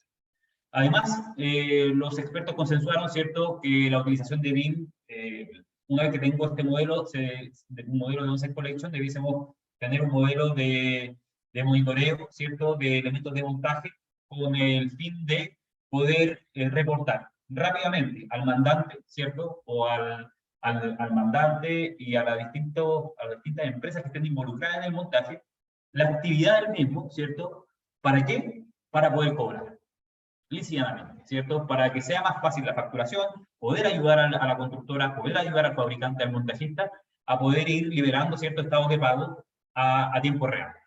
Y por último, generar un modelo BIM, ¿cierto? Ya montado para ir conociendo, obviamente, cuál es el resultado final del proceso de construcción, y esto con una retroalimentación agregada, ¿cierto? Con el monitoreo de la estructura, ¿cierto? Y los niveles de salud de la estructura particular. Bien. Como conclusión de la investigación, de la pregunta 1, ¿cierto? ¿Cuáles son los usos BIM en la industria de la construcción en acero? Se identificaron 15 usos, se visualizó la falta de un proceso, se visualizó también que no había algo que conectara, ¿cierto?, todos estos elementos. Y con respecto a la investigación número 2, ¿cierto?, la pregunta era, ¿es posible generar esta conexión entre todos los usos BIM? La respuesta fue sí, y esa metodología se llama ahora BIM DFE, la cual es una propuesta de integración, ¿cierto?, que compone todos estos usos desde la academia, ¿cierto?, validados por la industria, ¿cierto? Esas son las conclusiones. La metodología ustedes la pueden ubicar en la revista MDPI, en la revista Buildings, basada en MDPI, y ustedes pueden también descargar, el archivo completo y pueden ir viendo con mayor detalle.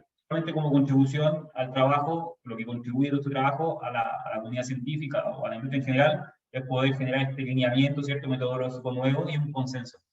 Al día de hoy, esto va a cambiar mañana, claramente, pero al día de hoy es el consenso para el uso de los proyectos de construcción de danza. Bien, bueno, muchas gracias por la invitación nuevamente. Muchas gracias al BIM Forum, y cualquier duda, consulta, ahí está mi correo, nos pueden contactar. Y bueno, esperemos que le haya gustado la presentación. Muchas gracias entonces, José Ignacio y Pedro, por la presentación que nos dieron hoy día. Y antes de finalizar, tenemos la siguiente pregunta para ustedes, es si es posible extrapolar esta metodología BIM a otros materiales. Muchas gracias por esa pregunta. De hecho, esa pregunta se responde con futuras investigaciones o con lo que viene. El conocimiento, como me dijo un profesor en el doctorado, se basa sobre el conocimiento.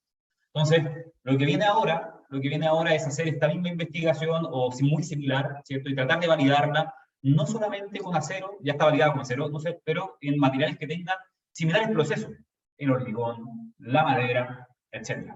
Entonces, la invitación ahora es poder aplicar esta metodología en otros materiales claramente.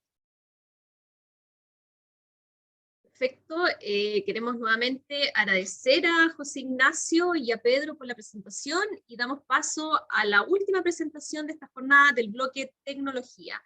Para ello quiero invitar al señor Sebastián Pérez, quien es ingeniero en ejecución en geomensura de la Universidad de Santiago de Chile, y actualmente se desempeña como ingeniero de aplicaciones en GeoCom. Hoy Sebastián nos presentará el tema levantamiento de condiciones existentes y control de obra. Bienvenido, Sebastián, puede comenzar a compartir su pantalla. Buenas tardes, gracias por la invitación. El objetivo de esta presentación es que ustedes puedan tener una visión general de los distintos sensores de captura que hay actualmente en el mercado para realizar levantamientos de condiciones existentes, ¿ya?, y control de obra.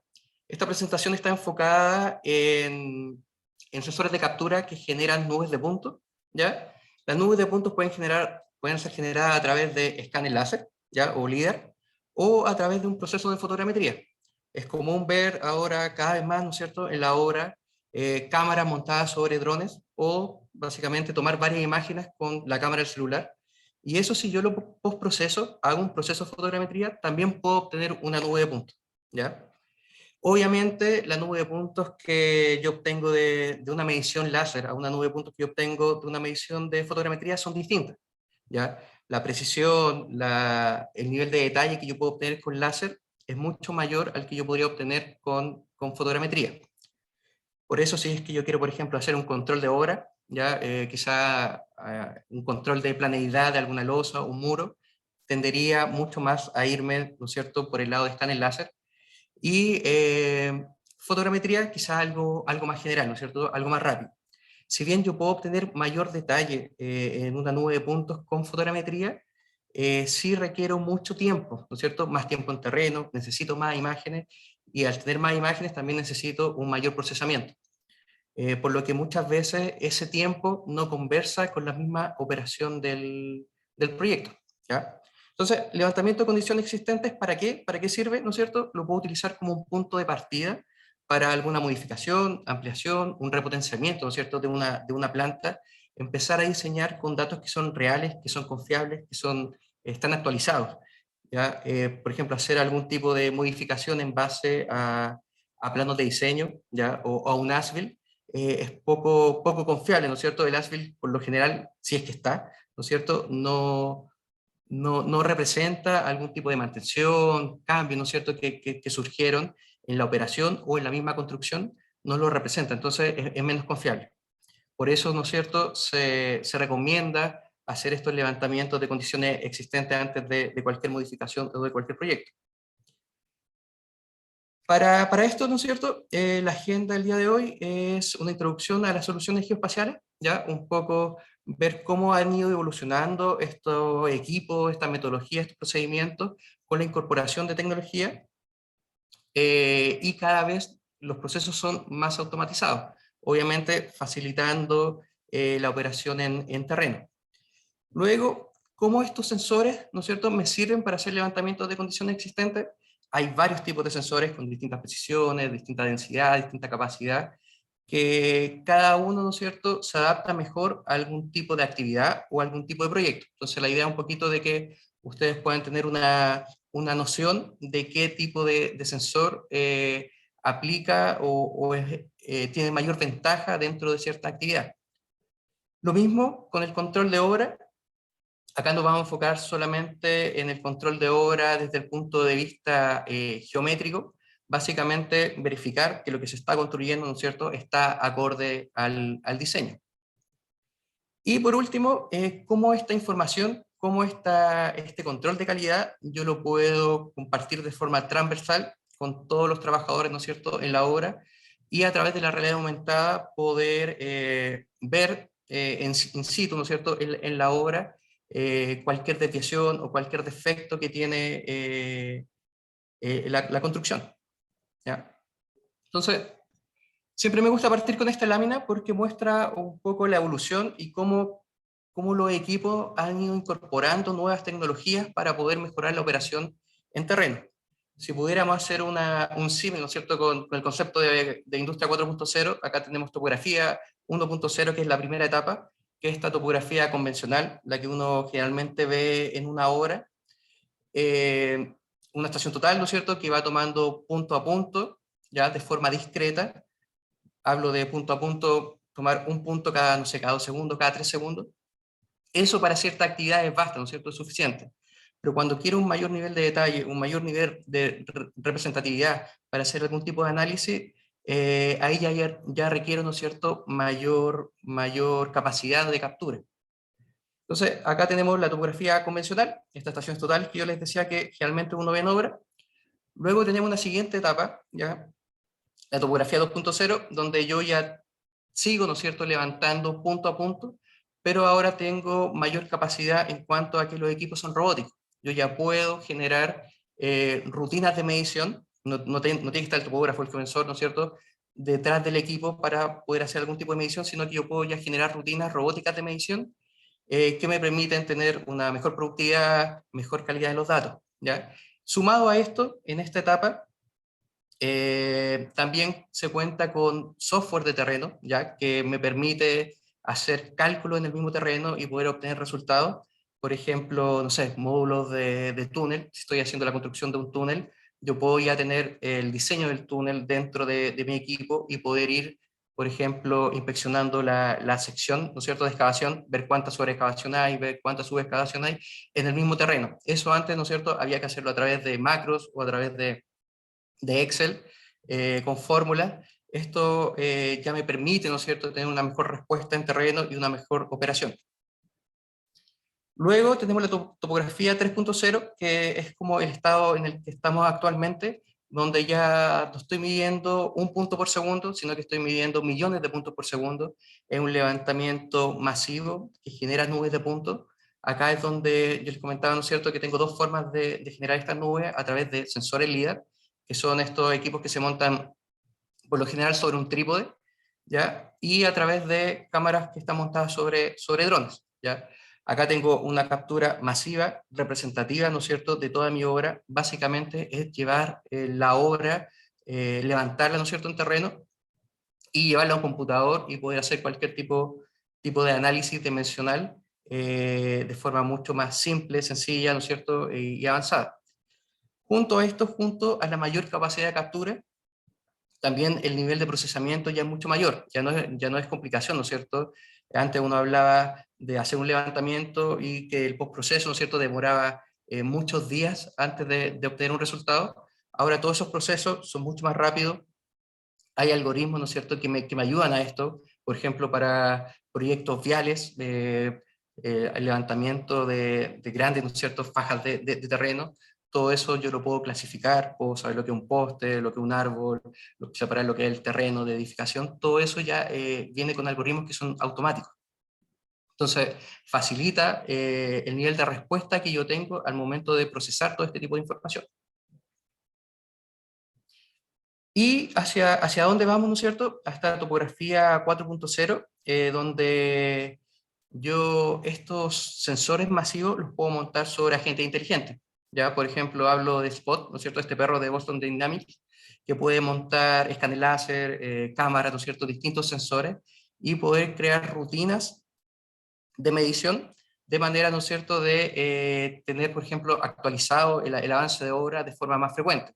Obviamente hay que analizar si vale la pena, ¿no es cierto?, tener actualizado de forma diariamente, semanalmente, el avance de la obra, y también las condiciones de obra, ¿no es cierto? Hay muchas condiciones que actualmente quizá es complejo trabajar con este tipo de equipo, pero sin ninguna duda, ¿no es cierto?, la tecnología y el avance va en esa dirección, ¿no es cierto?, automatizar la captura de datos en terreno.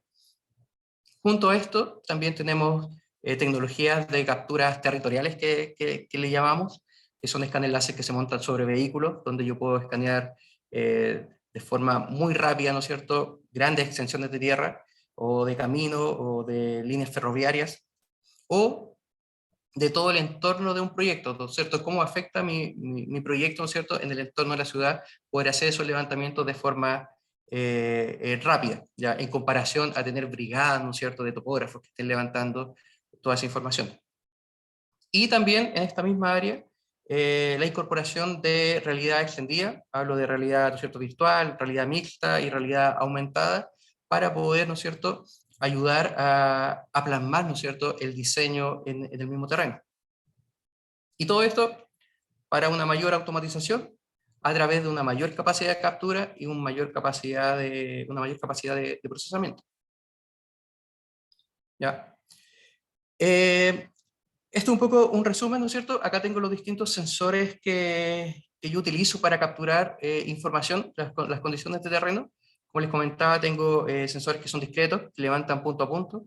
Tengo sensores LIDAR, que son levantamientos masivos, ¿ya? Acá tengo sensores que, en esta área, ¿no es cierto?, me enfoco a sensores que se instalan sobre un trípode, que son de alta precisión.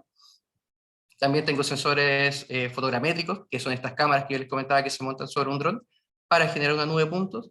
Y también tengo sensores móviles, que es este escáner que se monta sobre una camioneta, o este escáner también se puede montar sobre un dron, o también una misma persona, ¿ya? Una persona puede ir escaneando en movimiento. Obviamente, cada equipo, cada segmento tiene distintos focos, distinta precisión, distintos tiempos, ¿no es cierto? Y se enfocan de distintas formas a las actividades del proyecto. En forma general, ¿no es cierto?, los sensores de captura pueden aplicarse, ¿no es cierto?, en distintas etapas del proyecto. Siempre se habla mucho del avance que ha tenido, ¿no es cierto?, los sensores de captura que miden más puntos, ¿no es cierto?, de forma más rápida, pero poco se habla de cómo yo llevo el diseño a la hora, ya que el replanteo o la materialización de mi modelo BIM o mi modelo, no sé, de diseño o IFC en terreno. Entonces, los equipos tradicionales o la forma tradicional es a través del replanteo de un punto, a través de una coordenada, ¿ya? Luego esto avanzó a poder replantear ahora superficie, ¿ya? Yo puedo replantear completamente una plataforma directamente desde esta estación total. Y actualmente tengo la posibilidad de replantear directamente el modelo IFC, ¿ya? Hay equipos que utilizan realidad aumentada para poder, por así decirlo, replantear de forma visual el modelo de diseño en la obra y tener este tipo de visión. O también poder utilizar este mismo modelo, ¿ya? Para poder replantear directamente desde el modelo. Ya no tengo que sacar, no sé, la coordenada del vértice de alguna estructura, sino que yo puedo trabajar directamente sobre el modelo, pincharlo y que la estación, ¿no es cierto?, vaya y eso lo pueda marcar uno en terreno. Entonces, tengo distintos sensores de captura. Acá los podemos dividir, ¿ya? Dependiendo de su capacidad. Tengo sensores que son para el área de metrología, quizás no se utilizan tanto, ¿no es cierto?, en obra, ¿no es cierto?, en construcción, son más del área industrial, del área mecánica, pero básicamente son escáneres que se utilizan en la fabricación, ¿ya?, de componentes, y la gracia que tienen es que tienen una altísima precisión, ya estamos hablando de 0.02 milímetros, ¿ya? Es para poder hacer ingeniería inversa de algún componente o para hacer un control de calidad de alta precisión, ¿ya? Entonces acá podemos ver cómo es el levantamiento y cómo después de a partir de un levantamiento yo puedo generar este modelo 3D. Por otro lado tenemos los escáneres láser terrestres, ¿ya? Que son los que podemos ver acá en esta imagen. ¿Ya? Son escáneres láser que se montan sobre un trípode, tienen precisiones de 1 o 2 milímetros, que es lo que generalmente uno ocupa en construcción, en túneles, ¿no es cierto?, en infraestructura de forma general. Y puedo obtener este tipo de resultados, ¿no es cierto? Básicamente el equipo se instala en terreno, ¿ya? La medición es súper simple en terreno, básicamente uno aprieta un botón, le dice cuánto tiempo quiere que mida. El tiempo va muy vinculado, ¿no es cierto?, a la densidad de puntos que voy a tener, y de esa forma el equipo mide, ¿ya? 1 minuto, 2 minutos de medición es como lo habitual.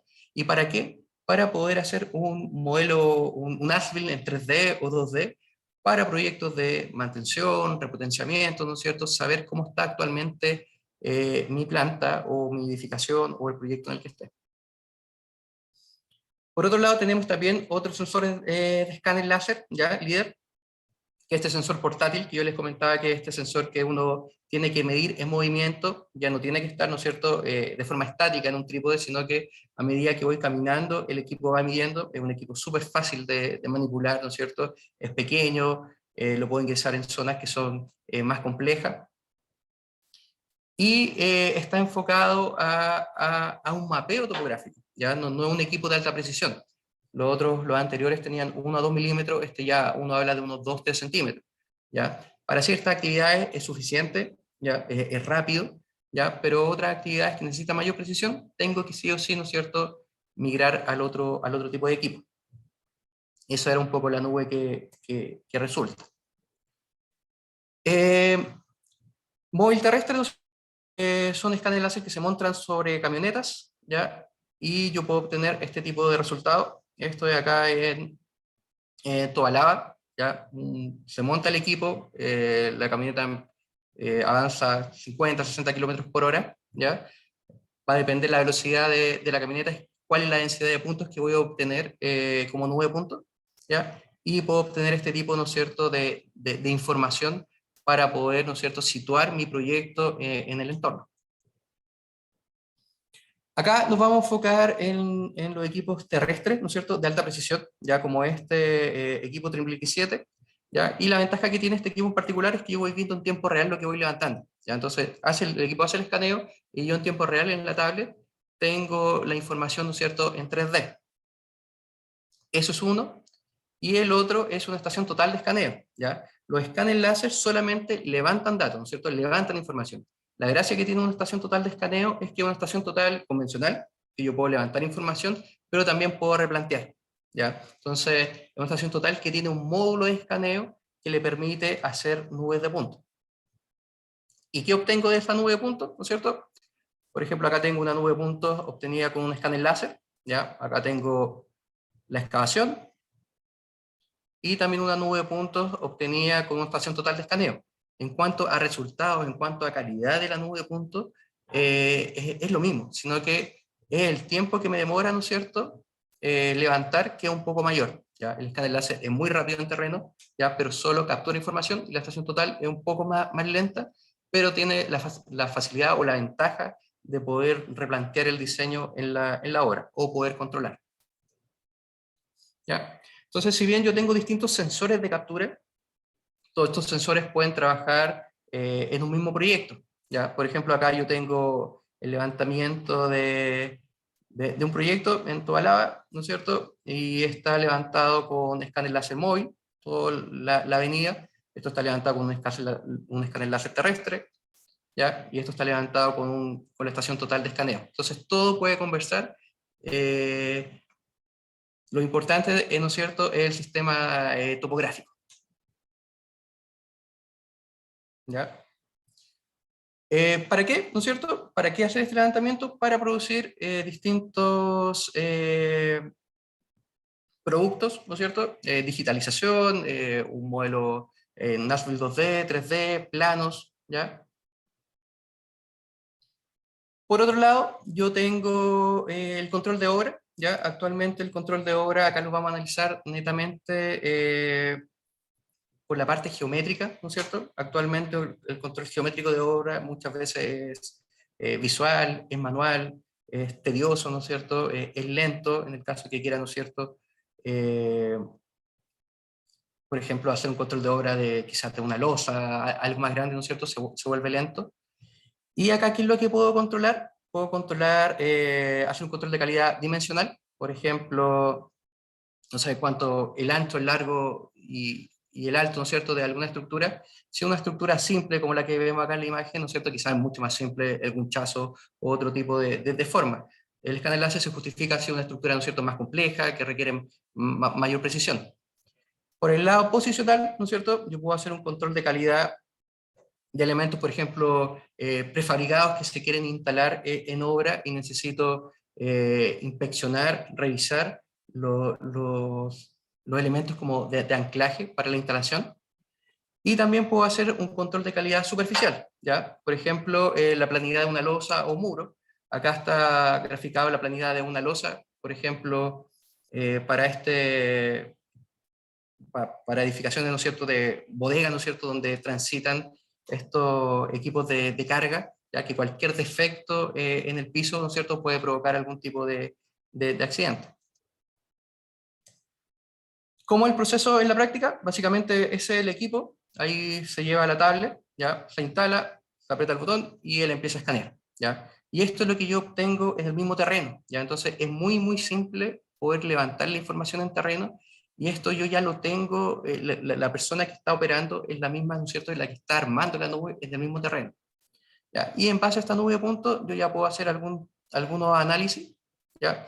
Por ejemplo, la inspección de esa losa, donde yo comparo la nube de puntos con el modelo de diseño, ¿no es cierto?, con la losa plana a cierta cota, y de esta forma yo puedo identificar fácilmente las zonas donde, por así decirlo, hay que cortar o hay que rellenar, ¿ya?, a través de ese mapa de colores o a través de esa curva de nivel. Y también podría hacer, ¿no es cierto?, tareas convencionales como de topografía, curvas de nivel, cálculo de volumen para el movimiento de tierra, ¿ya? Acá otro ejemplo de inspección, ¿ya? Tenemos acá 3 torres, ¿no es cierto? El modelo de diseño en un IFC, ¿ya? Eso lo puedo usar con la nube de puntos que se levanta, y los colores que me indican ahí es la desviación geométrica que yo tengo de la realidad, de lo construido, con mi diseño. Entonces, por ejemplo, acá está la nube de puntos coloreada roja, ¿no es cierto? Es porque está por sobre la tolerancia de desviación como aceptable. ¿Ya? Yo podría hacer un corte y poder, ¿no es cierto?, medir cuál es la desviación. Eso me permite, ¿no es cierto?, ver si es que hay por ejemplo, si es que hay algún componente prefabricado o algo que se requiere instalar ahí, si es que va a tener algún problema en la instalación, si es que va a tener que hacer una modificación, ¿no es cierto?, a esa estructura, cosa de facilitar la instalación. Lo que les acabo de mostrar es una inspección, ¿no es cierto?, masiva a través de escáner láser, pero también yo puedo realizar una inspección puntual, ya a través de esta estación de escaneo que yo les comentaba, cosa de poder intentar dar alguna medida correctiva, ¿no es cierto?, antes de la construcción. Cualquier desviación, poder corregirla, ¿no es cierto?, antes que se produzca. Entonces, acá tengo la estación total, ¿ya? La estación total no es como las típicas que uno ve en obra, que está el topógrafo, ¿no es cierto?, mirando por el ocular del equipo, sino que no tiene ocular, sino que yo esto lo veo en una tablet, la cámara, el equipo tiene una cámara, ¿ya? Y acá yo puedo importar mi modelo de diseño. Ahí puedo ver cómo el equipo topográfico está instalado sobre el diseño, ¿ya? Y puedo, por ejemplo, inspeccionar este muro, ¿ya? Y en tiempo real me va diciendo, ¿no es cierto?, cuál es la desviación que tiene con respecto a mi diseño. Entonces tengo estas dos formas, en tiempo real o en postproceso. Lo mismo para proyectos, por ejemplo, de túneles, ¿ya? Acá tengo esta misma estación total que tiene esta capacidad de hacer escaneo, ¿ya? En un proyecto de construcción de túneles, se hace el escaneo y en el mismo terreno yo puedo comparar este escaneo con el diseño y poder identificar las zonas que tienen sobreexcavación o subexcavación, ¿ya? De esta forma, ¿no es cierto? Ahí los colores es algo que yo puedo personalizar, ¿ya? Para poder visualizar mejor las zonas que más me interesan. Esto mismo lo puedo hacer no solo comparando la realidad con el diseño, sino que también podría hacer un análisis, por ejemplo, del espesor del chocolate que se está aplicando, ¿ya? Identificar las zonas que tienen mayor espesor y menor espesor, y también poder intentar dar una medida correctiva cuando la chocretera esté, ¿no es cierto?, en el sector para que pueda hacer algún tipo de corrección, si es que fuera necesario.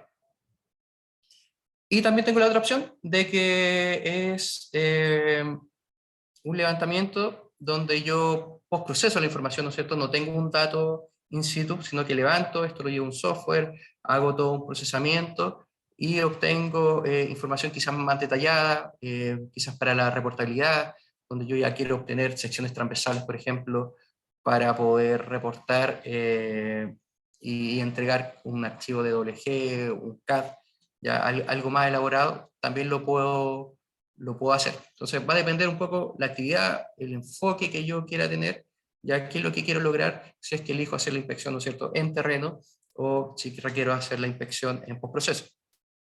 Acá en el video podemos ver que al final el escáner láser es llevar el proyecto de edificación, túnel o lo que sea a oficina y poder hacer cualquier tipo de análisis geométrico sobre esto. ¿Ya? Acá otro proyecto con este escáner láser. Esto es una planta de un proyecto habitacional, ¿ya? Acá cada triángulo es una posición de escáner, ¿ya? Si yo hago acá un zoom, puedo ir viendo, ¿no es cierto?, las distintas como habitaciones y cómo se fue armando la nube de puntos, ¿ya? La gracia que tienen estos equipos actualmente es que, o Trimble X7, que es el escáner con lo que se hizo esto, es que va registrando, va armando la nube de puntos en el mismo terreno. Ya en el mismo terreno, el operador, ¿no es cierto?, va viendo exactamente qué es lo que le falta. Entonces, antes de irse de la obra, él verifica que se lleve toda la información y que esté de forma correcta. Y obtengo esto, ¿ya? Me llevo esta información a oficina, lo comparo con una losa, ¿no es cierto?, perfecta, ¿no es cierto?, a cierta cota, o contra un modelo IFC, y puedo obtener en base a colores cuáles son las desviaciones, ¿ya? Cuáles son los sectores que se alejan, ¿no es cierto?, por sobre o por debajo del diseño, y poder analizar y ver si es que hay que hacer alguna medida correctiva, ¿no es cierto?, y poder enfocarla en esa zona. ¿Ya? Esto otro es el mismo resultado, ¿no es cierto?, que estamos viendo anteriormente como en una ortofoto, ¿ya? Donde en rojo me indica las zonas que hay que, por así decirlo, cortar o bajar al nivel del diseño, y azul las zonas que hay que rellenar. Todo lo que está de color gris, ¿ya?, que esto que está por acá, son las zonas que están como dentro de tolerancia. Si yo hago un zoom a esta imagen, tengo una grilla que me permite, ¿no es cierto?, saber en cada punto cuál es la desviación que tengo con respecto al diseño. ¿Ya?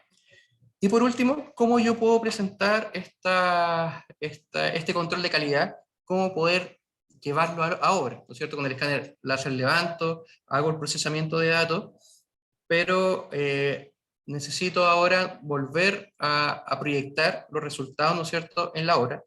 Y esto puede ser a través de este software, que es Trimble Connect, ¿ya? Yo lo puedo instalar en el celular, y a través de este código QR, yo puedo ubicar un modelo 3D, ya el modelo de diseño, o también puedo ubicar estas inspecciones que yo les acabo de mostrar, ¿no es cierto?, estas inspecciones de calidad.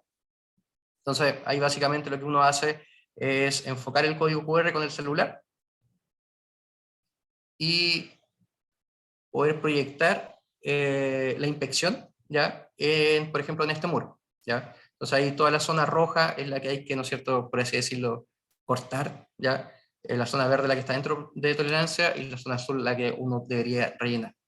Y si las personas se acercan, ¿no es cierto?, uno puede ver la grilla y puede ver cuánto uno tiene que, ¿no es cierto?, cortar o rellenar en cada sector, ¿ya? Y esto uno lo puede llevar, ¿no es cierto?, a cualquier trabajador, en el sentido que simplemente es un celular, no necesito mayor equipamiento, ¿ya? Y poder obtener este tipo de resultados, ¿ya? Bueno, espero que les haya sido de su agrado. Muchas gracias.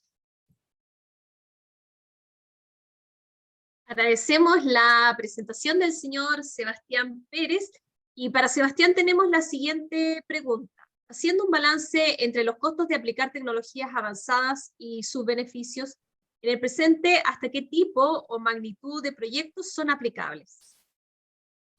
Sí, es algo que, por ejemplo, en proyectos de minería, ya esta tecnología se usa hace mucho tiempo. En proyectos de construcción yo creo que recién se está empezando a ver este beneficio. También estos equipos ahora son mucho más masivos, ¿ya? Entonces eso también hace que los precios bajen y sea más fácil justificarlo, ¿no es cierto?, dentro de los proyectos. Actualmente va a depender el tipo de proyecto, ¿no es cierto?, si se justifica o no este tipo de inversión, ¿ya? Pero como les digo, minería es algo que ya está muy dentro de cualquier proceso. Cualquier modificación, cualquier mantención que se hace en un proyecto industrial, se pide tener como estándar, ¿no es cierto?, un levantamiento topográfico para evitarse, por ejemplo, que el componente prefabricado no se pueda instalar por dimensiones. Eso me dificulta, ¿no es cierto?, tener gente parada intentando instalar este tipo de componentes.